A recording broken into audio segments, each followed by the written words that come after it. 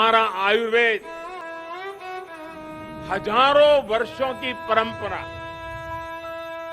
हजारों वर्षों की तपस्या का प्रतीक है।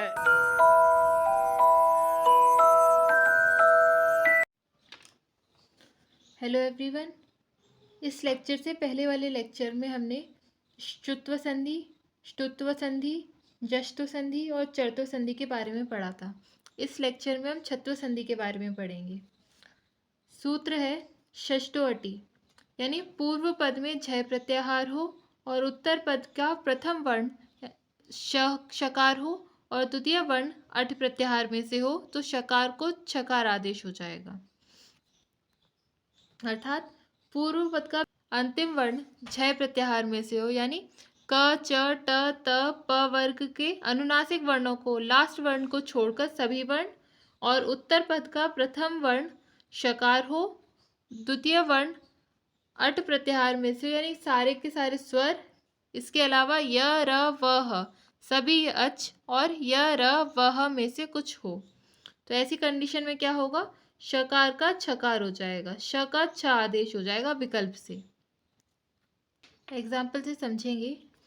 वाक प्लस शेते, तो ये हमारा जो पूर्व पद है उसका अंतिम वर्ण है क, यानी क वर्ग, क, च, ट, त, प 5 वर्ग बताए थे, उनमें से पहला वर्ग क वर्ग का फर्स्ट लेटर। फिर उत्तर पद में देखेंगे तो उत्तर पद का जो प्रथम वर्ण है हमारा वो शकार, और द्वितीय वर्ण यानी मात्रा देखेंगे तो वो अच में से आ रही है। तो हमारी छत्व संधि की सारी शर्तें घट रही हैं। तो ऐसे में क्या होगा, स का छ आदेश हो जाएगा। तो हमारा क्या बनेगा, वाग छेते। श को छ करके बन रहा है वाग छेते। बट इससे पहले क का ग हुआ है, वो किस संधि के अनुसार हुआ है, जष्टु संधि के अनुसार। उसके अनुसार क्या होता है, अपने ही वर्ण का तृतीय वर्ण आदेश हो जाता है। क वर्ग का तृतीय वर्ण क्या है, ग, क, ख, ग, तो वाग शेते बना। अब वाग शेते में हमने क्या लगाई, छत्व संधि, तब हमारा वाग शेते बना। तो अगर हम छत्व आदेश नहीं करेंगे तो वाग शेते रहेगा, छत्व आदेश करेंगे तो वाग छेते हो जाएगा। हमारी नेक्स्ट संधि है लत्व संधि। सूत्र है तोड़ली। इसके अनुसार त वर्ग के परे लकार होने पर सवर्ण आदेश होगा, अर्थात त वर्ग के स्थान पर लकार हो जाएगा। पूर्व पद का अंतिम वर्ण त वर्ग में से हो और उत्तर पद का आदि वर्ण लकार हो तो पर सवर्ण आदेश होगा, यानी पर मतलब बाद वाला, जो बाद वाला वर्ण है वही आदेश हो जाएगा। बाद वाला वर्ण है लकार तो लकार आदेश हो जाएगा। एग्जाम्पल से समझेंगे। पूर्व पद के अंत में त वर्ग आ रहा है, त वर्ग का प्रथम वर्ण त, और उत्तर पद के आदि में लकार आ रहा है तो पर सवर्ण आदेश होगा, यानी जो पहला वाला वर्ण है, जो बाद वाला पर यानी बाद वाला और पूर्व यानी पहले वाला, जो बाद वाला वर्ण है वही आदेश हो जाएगा। तो त को ल आदेश हो जाएगा। क्या बनेगा, उल्लेख। त की जगह ल आ गया, त आधा था, ल भी आधा आया, उल्लेख। नेक्स्ट संधि है हमारी अनुस्वार संधि। जैसा कि फर्स्ट लेक्चर में भी बताया था, अनुस्वार संधि के 2 सूत्र हैं, मो अनुस्वारः और नश्च अपदान्तस्य झलि। दोनों को पहले समझेंगे, फिर इकट्ठा दोनों के एग्जाम्पल्स देखेंगे। पहला है मो अनुस्वारः, यानी उत्तर पद यानी लास्ट वाला जो वर्ण है वो हल यानी व्यंजन में से हो, और जो पूर्व पद का अंतिम वर्ण है वो मकार हो यानी म हो। उत्तर पद का उत्तर पद का प्रथम वर्ण हल हो, व्यंजन हो, और पूर्व पद का लास्ट वर्ण मकार हो तो मकार को अनुस्वार आदेश हो जाएगा। अब नश्च अपदान्तस्य झलि।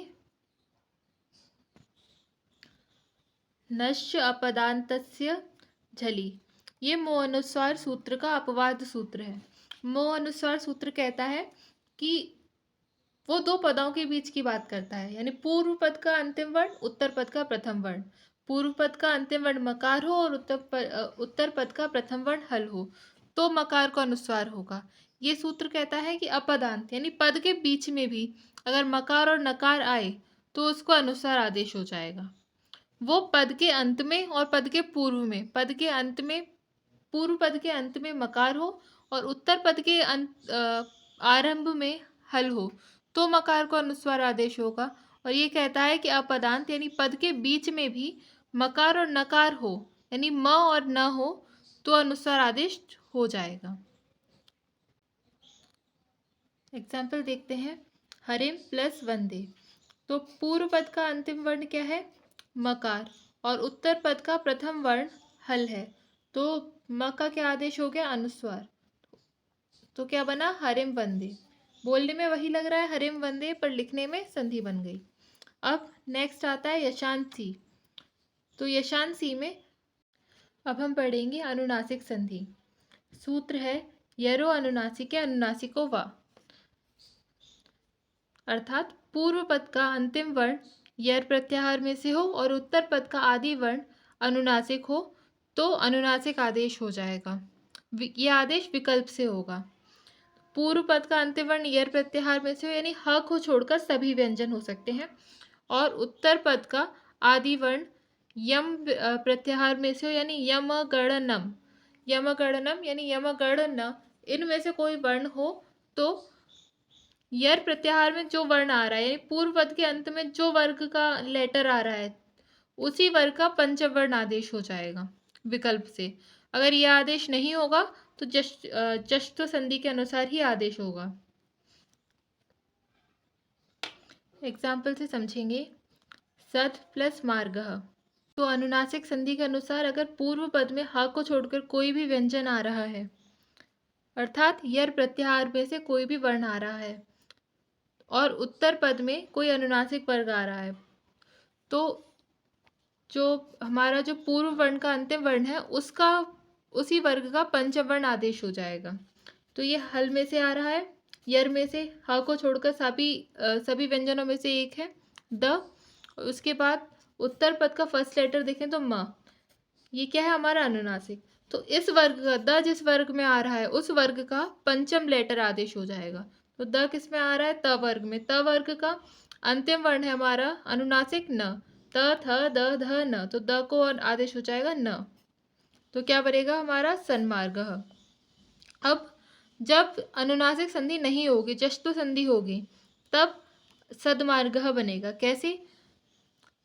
द किस वर्ग में आ रहा है? त वर्ग में। त थ द ध न, द अब जश्त्व संधि के अनुसार पूर्व पद के अंत में झल आदेश हो तो जश आदेश हो जाता है। तो इसका जश में क्या बनेगा? जश अर्थात उसी वर्ग का तृतीय वर्ण। तो त वर्ग का तृतीय वर्ण है द, तो इसको क्या आदेश हो जाएगा? द आदेश हो जाएगा। तो हमारा बनेगा सदमार्गः। अनुनासिक संधि होने पर सन्मार्गः, जश्त्व संधि होने पर सदमार्गः। नेक्स्ट संधि है हमारी परसवर्ण संधि।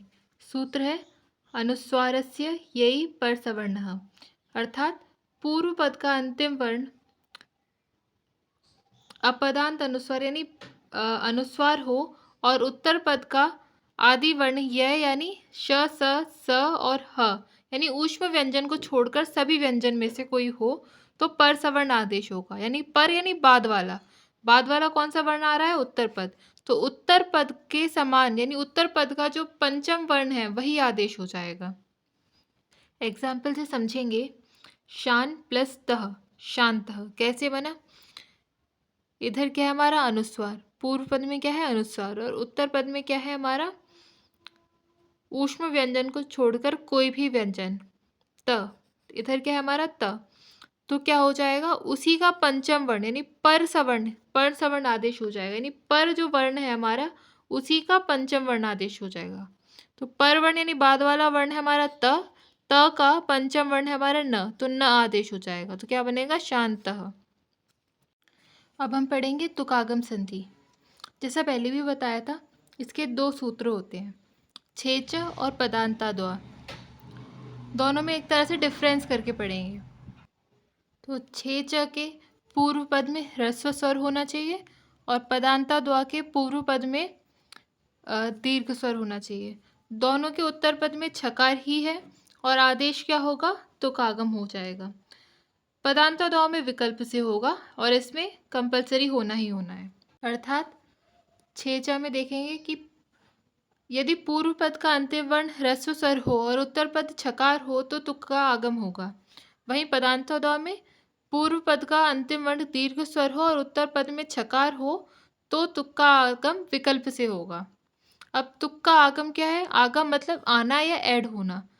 यहाँ पर कोई नई चीज़ ऐड हो रही है। तुक के आगम में छ से पहले च को ऐड किया जा रहा है। बाकी सारे सूत्रों में हमने क्या किया था कि कभी द की जगह न तो कभी किसी की जगह किसी को लेके आ रहे थे, सब्स्टिट्यूट कर रहे थे। यहाँ पे किसी चीज़ का ऐड ऑन कर रहे हैं। छ से पहले च को ऐड किया जा रहा है। एग्जाम्पल से समझेंगे। पहले 6 सूत्र का एग्जाम्पल देखते हैं। शिव प्लस छाया। शिव हमारा पूर्व पद है। पूर्व पद का जो अंतिम वर्ण है वो ह्रस्व स्वर है। कैसे? शिव को हम शिव प्लस अ में तोड़ सकते हैं। तो जो पूर्व पद का अंतिम वर्ण है वो ह्रस्व स्वर है और जो उत्तर पद का आदि वर्ण है वो छ है। तो छ से पहले क्या आ जाएगा? क्योंकि पूरी शर्त उसकी है 6 सूत्र की, तो छ से पहले क्या आ जाएगा? तुक का आगम होगा यानी च आ जाएगा। तो क्या बनेगा? शिवच्छाया। अब हम देखते हैं पदांतद्वय सूत्र का एग्जाम्पल। लक्ष्मी प्लस छाया। इसमें पूर्व पद के अंत में क्या है? दीर्घ स्वर है और उत्तर पद के आदि में छकार है। तो छ से पहले किसका आगम होगा? च का आगम। तुक का आगम होगा यानी च आ जाएगा। तो क्या बनेगा? लक्ष्मी छाया। अगर तुक का आगम नहीं होगा तो लक्ष्मी छाया ही रहेगा, क्योंकि पदांतद्वय में तुक का आगम विकल्प से किया जाता है। अब हम गमुट आगम के बारे में पढ़ेंगे। सूत्र है गमो ह्रस्वादिची गमुड़ नित्यम, यानी पूर्व पद में ह्रस्व स्वर के बाद गम हो यानी ग ण न में से कोई भी अनुनासिक वर्ण हो और उत्तर पद में स्वर हो, यानी पूर्व पद का जो लास्ट वर्ण है वो तो गम हो, उससे पहले ह्रस्व स्वर हो और जो उत्तर पद है उसका जो फर्स्ट लेटर है वो स्वर हो। तो ऐसी कंडीशन में क्या होगा? गमुट का आगम होगा। गमुट का आगम मतलब गमुट से पहले यानी ग ण और न से पहले एक और ग ण न जोड़ दिया जाएगा। एग्जाम्पल प्रत्यंग प्लस आत्मा यानी प्रत्यंगात्मा। पूर्व पद का अंतिम वर्ण ग है और उससे पहले ह्रस्व स्वर आ रहा है। उसके बाद उत्तर पद में देखेंगे तो जो पहला वर्ण है हमारा वो स्वर है। तो ऐसी कंडीशन में क्या होगा? ये हमारी दोनों शर्तें किसकी हैं? गमुट आगम की शर्त पूरी हो रही है। इससे क्या होगा कि ग से पहले हम एक और क ऐड कर देंगे तो बनेगा प्रत्यंगात्मा। इसी प्रकार से हमारी सारी संधियाँ पूर्ण हुई।